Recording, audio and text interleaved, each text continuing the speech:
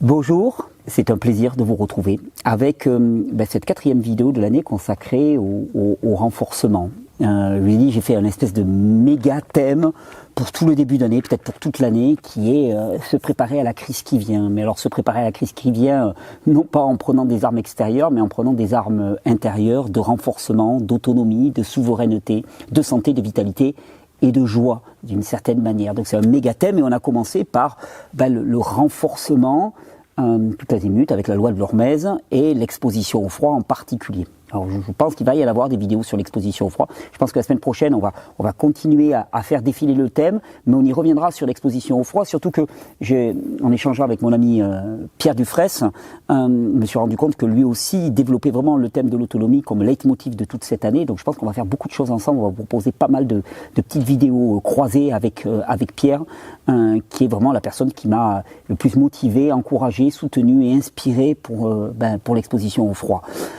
Tout ça, je le fais aussi en parallèle avec le magazine Régénère qui va sortir à la fin du mois. Je vous en avais déjà parlé, qui est consacré exclusivement au secret du froid, aux bienfaits du froid, avec des articles de fond et très recherchés tant sur le fond que sur la forme. C'est vraiment un super produit pour approfondir, enrichir votre réflexion au travers de ces vidéos et donc votre expérience.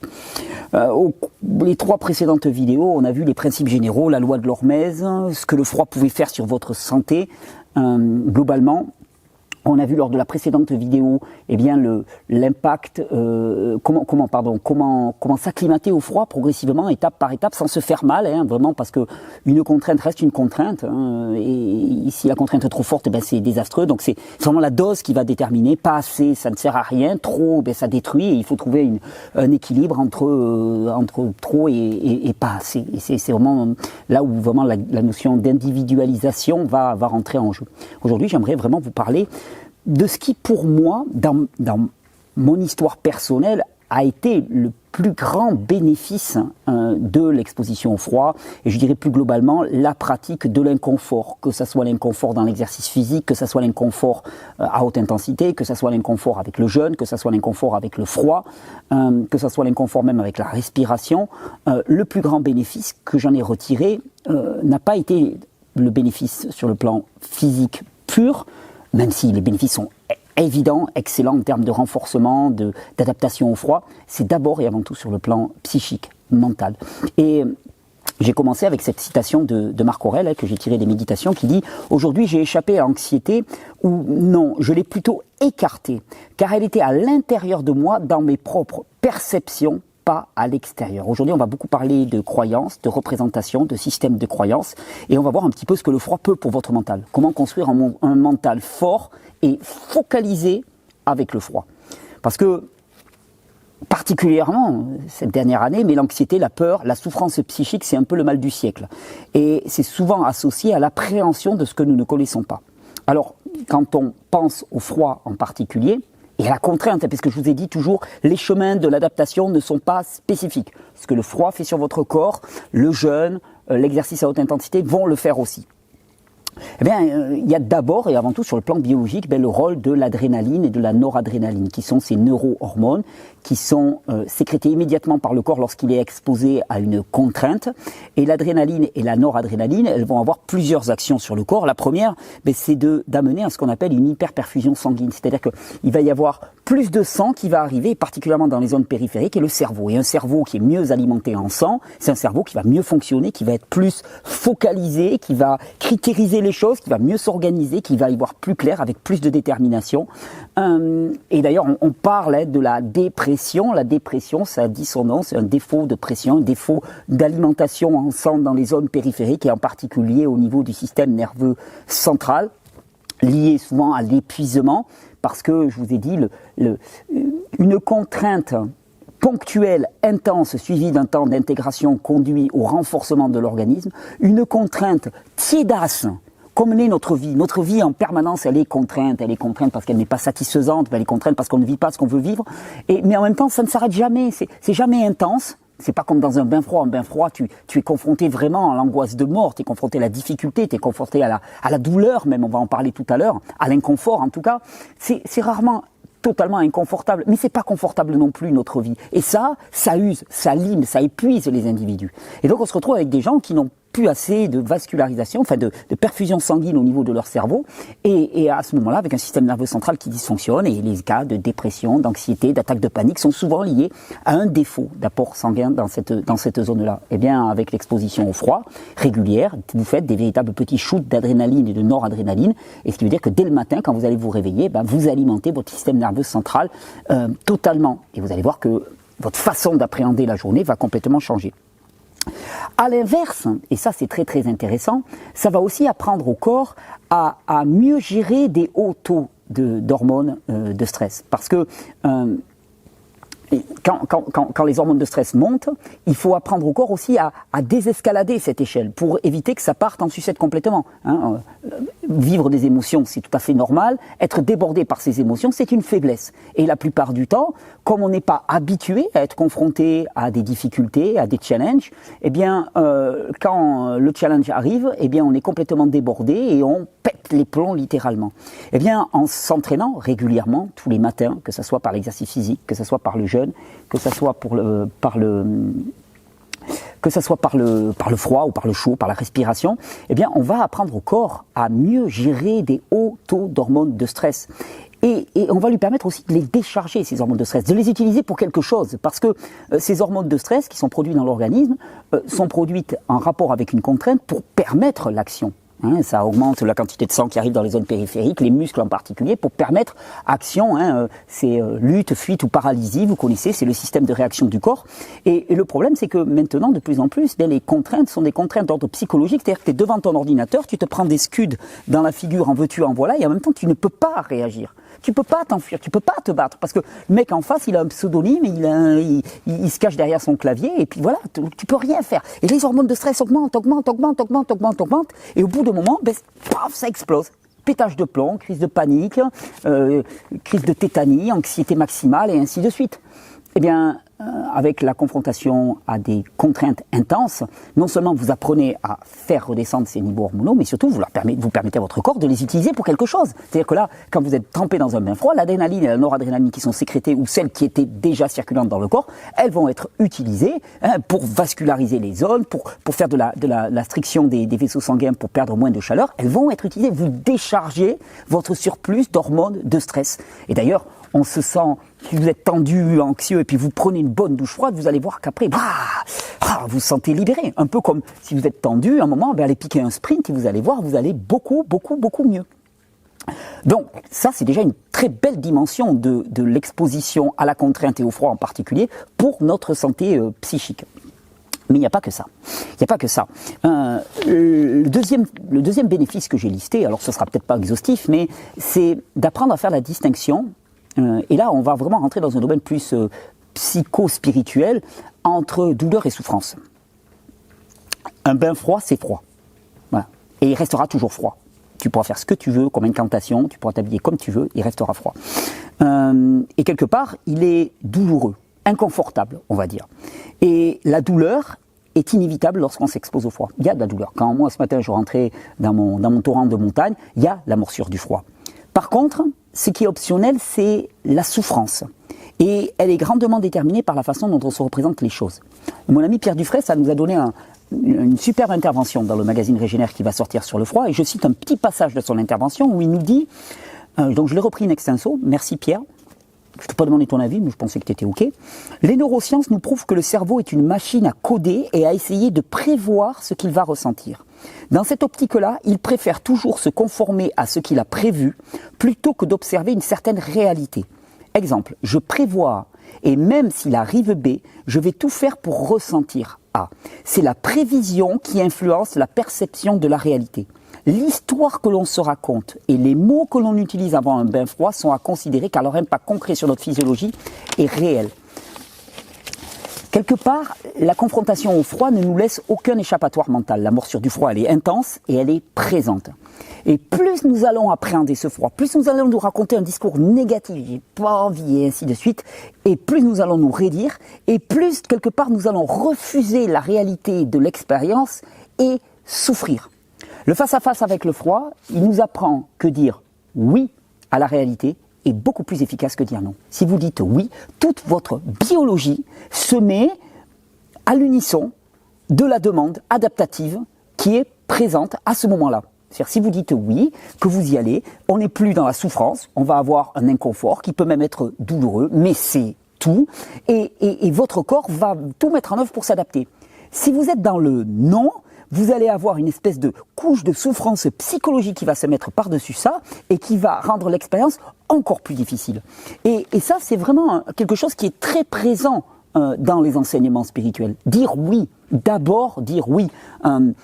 C'est Arnaud Desjardins, je crois, hein, qui disait quelle que soit la situation de vie, d'abord dites oui. Et après, bon, vous dites non, oui, non, mais d'abord, dites oui. Acceptez la réalité de la chose. Parce que c'est beaucoup plus efficace. Et parce que c'est le meilleur moyen de ne ressentir que la douleur ou l'inconfort s'ils sont présents, et non pas la souffrance qui vient de se surajouter par-dessus. Or, quand on parle de santé mentale actuellement, on parle avant tout de souffrance. Et la souffrance, eh bien, c'est toute cette espèce de couche de croyance, de représentation, d'appréhension qu'on peut mettre sur la réalité. Et quelque part, le refus de la réalité. Je reprends cette citation de Wim Hof que je vous mettais en début de vidéo. La peur ne part pas d'elle-même. Vous devez la confronter et apprendre à la contrôler dans sa réalité irrationnelle. Chaque être humain, c'est un oxymore, hein, chaque être humain a le pouvoir de le faire. Accepter, c'est diminuer la souffrance pour juste considérer la douleur, qu'elle soit physique ou psychologique. Hein, je répète toujours, les voies de l'adaptation sont similaires. C'est aussi se rendre compte que la plupart de nos peurs, ce sont des épouvantails. C'est juste notre ignorance en fait. Et que la véritable épreuve, c'est pas l'épreuve elle-même, mais peut-être, c'est pas passer l'épreuve elle-même, mais c'est peut-être vaincre la représentation négative que l'on a de l'épreuve. C'est-à-dire que quand vous avez un mur face à vous, le véritable challenge, c'est pas de passer le mur, c'est d'arriver à croire que vous pouvez le passer, ce mur. Et d'arriver de vous dire, arrêtez de vous dire, ce mur, il est trop haut pour moi. Parce que s'il est trop haut pour vous, votre biologie se met à l'unisson de cette croyance. Et la confrontation avec le froid nous apprend à accepter la réalité. Elle nous apprend non seulement à accepter la réalité, mais surtout, parce que nous allons y aller progressivement, donc de succès en succès, et ça c'est mon troisième point, elle va renforcer quelque chose qui est très important, c'est l'estime de soi. Eh ben oui, parce que quand le matin tu réalises un petit challenge, eh ben t'es content. T'es heureux, t'es fier de toi. Et cette fierté-là, eh bien, elle nous embellit. Elle agit directement sur notre biologie. Elle transforme notre système de croyance. Et maintenant, je crois qu'on peut plus ignorer à quel point notre système de croyance, la représentation que l'on se fait de nous-mêmes, eh bien, conditionne notre vie et notre biologie. On peut se référer à des tas de travaux, mais je pense à Joe Dispenza, par exemple, qui a beaucoup travaillé là-dessus, à quel point la représentation, la projection mentale de qui nous sommes, eh bien, nous transforme à la hauteur de notre projection mentale. Et si notre estime de soi, de nous-mêmes grandit, eh bien, c'est tout notre corps, notre santé, notre beauté qui augmente. Parce que nous sommes à l'image de notre représentation de nous-mêmes. Nous sommes à l'image de l'amour que nous avons pour nous-mêmes, du respect que nous avons pour nous-mêmes, pour notre corps. Et ça, eh bien, au quotidien, être confronté à des petits challenges à notre hauteur qu'on va vaincre marche après marche, eh ben, clairement, ça fait qu'on se sent mieux. On se sent fier de nous-mêmes. Et quand on se sent fier, eh ben, on est plus beau. On est plus beau, on est plus en santé, on est plus joyeux. Et ça, moi, je trouve que c'est vraiment vraiment un des gros bénéfices. Vraiment un des gros bénéfices. Notre vie est tiède, notre vie normale est tiède. Tu te lèves, tu vas te prendre ta douche chaude, t'es jamais mis au challenge. Comment tu vas avoir une bonne représentation de toi-même? Ta vie, c'est l'espèce de répétition morne de la même chose, jour après jour. Tu rentres le soir, tu te colles les actualités, les émissions débiles pour t'endormir devant. Enfin, c'est désespérant, il y a de quoi se tirer une balle avec ça. Ben, même dans cette routine-là, hein, petite douche froide le matin, puis à midi, au lieu d'aller simplement manger à la cantine, ben t'y vas, mais t'y vas en t-shirt. Voilà, tu cours jusqu'à la cantine en t-shirt. Bam, tu vas voir que ça va faire quelque chose d'autre. Et puis peut-être même que tu vas pas à la cantine, tu vas sauter le repas de midi et t'en profites pour aller courir pieds nus dehors dans le parc en t-shirt ou torse nu en plein hiver. Waouh! Mais ça c'est l'aventure. Tu vas voir d'ailleurs quand tu vas rentrer dans le bureau, quand tu vas voir tes collègues, tu auras des pépites dans les yeux, ça brillera, ça explosera dans tes yeux. Ils vont dire mais qu'est-ce qui t'est arrivé? Ben, j'ai vécu ce pourquoi nous sommes faits. C'est-à-dire l'aventure, le challenge, le défi de nous-mêmes qui nous permet de grandir épreuve après épreuve, inconfort après inconfort. Et il ne faut pas oublier que c'est pas le chemin qui est difficile ou inconfortable, c'est le difficile ou l'inconfort qui est le chemin. Le chemin physique, le chemin spirituel. L'inconfort nous fait grandir physiquement et psychiquement, spirituellement. Et quand on parle de spiritualité, là on y est vraiment dedans, eh bien, il y a une grosse vertu encore que je trouve dans le froid et de l'exposition au challenge tout azimut, ben c'est que dans un bain froid, eh bien, on ne peut pas s'échapper mentalement. Vous savez, la plupart du temps, on est pris dans une espèce de cacophonie mentale avec les il faut, il ne devrait pas, j'aurais pas dû, et ça, et puis qu'est-ce qui va se passer ce soir, qu'est-ce qui s'est passé ce matin, puis si j'avais dit ça, si j'avais fait ça, ah ben là j'ai peur de ceci, j'ai peur de cela, j'ai peur qu'il raconte ceci, j'ai peur qu'il raconte cela. Ça n'arrête jamais dans notre tête. Je ne suis pas la vôtre, mais dans la mienne, ça n'arrête jamais. Bah, dans un bain froid, tout ça, ça s'arrête. Ici et maintenant. Parce que ton corps, ton esprit, ton psychisme, ton mental, tout est trempé dans le froid. Et la réalité, c'est cette morsure du froid qui apparaît et qui demande à focaliser tout ton physique et tout ton mental pour résister à ce qui s'apparente à une expérience de confrontation avec la mort, d'une certaine manière. Ici et maintenant. Une expérience incroyable de présence à soi-même. On ne s'échappe pas. Et quand on connaît toutes les vertus de la méditation, de la pratique de la pleine conscience, les travaux d'Eckhart Tolle aussi sur le moment présent, eh bien on comprend à quel point tout ça peut vraiment nous permettre de sortir de cette espèce de virtualité mentale dans laquelle on vit pour nous ramener là, maintenant, dans la réalité, une réalité à laquelle on dit oui et une réalité de laquelle on ne peut pas s'échapper. C'est maintenant que ça se passe. Et dans le maintenant, eh bien, généralement, tout va bien. Ah, tout va bien. Non, mais la plupart de nos problèmes, c'est dans le passé ou dans le futur. C'est pas dans le maintenant. Eh bien, en étant ramené à maintenant et maintenant après maintenant, eh bien, on sort de cette appréhension du futur ou ce regret du passé qui est permanent. Vous savez, moi je vous l'ai dit, ces dernières années, particulièrement depuis 2018, j'ai été confronté à énormément de pression. Ce que je dis dérange, ce que je dis embête, et donc je ne compte pas le nombre d'attaques médiatiques, personnelles, physiques et ainsi de suite qui ont été sur moi pour me dissuader, pour me faire peur. D'une certaine manière, c'est pour me faire peur. Et j'ai toujours eu quelque chose de clair en tête, c'est que la seule manière que j'aurais d'échouer à porter ce message, ça serait de moi-même arrêter parce que je ne supporte pas la pression que l'on me met.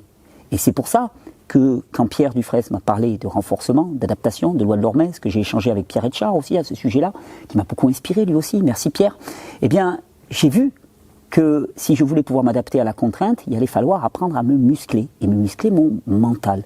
Le secret de ma force mentale, il est dans le froid, il est dans l'exercice physique, il est dans le jeûne, il est dans la confrontation quotidienne à des challenges qui, étape après étape, marche après marche, m'ont permis de grandir et de croître et de pas péter les plombs, de pas partir dans des attaques de panique, de pas m'inquiéter outre mesure quand on dit « Ah, il y a un article qui est sorti sur toi » où le mec il dit « Ah non, mais toujours les mêmes trucs ». Mais même, je vais vous dire, c'est incroyable. J'arrive à le prendre avec le sourire. Allez, voyons quelles énormités ces nigauds de journalistes ont encore sortis. Allez, le bras qui repousse. Ah ben voilà, bah, bravo.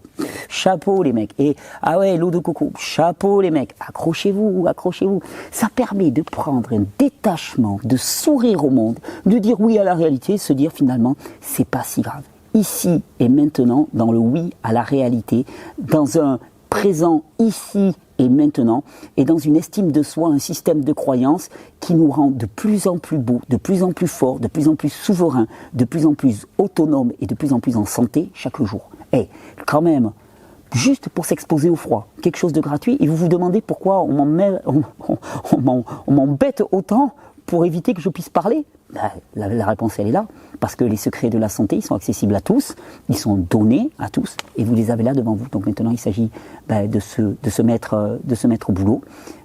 Comme cite souvent Einstein, mon ami Pierre Dufresne qui cite Einstein, qui dit la folie, c'est de refaire toujours la même chose et d'en attendre un résultat différent.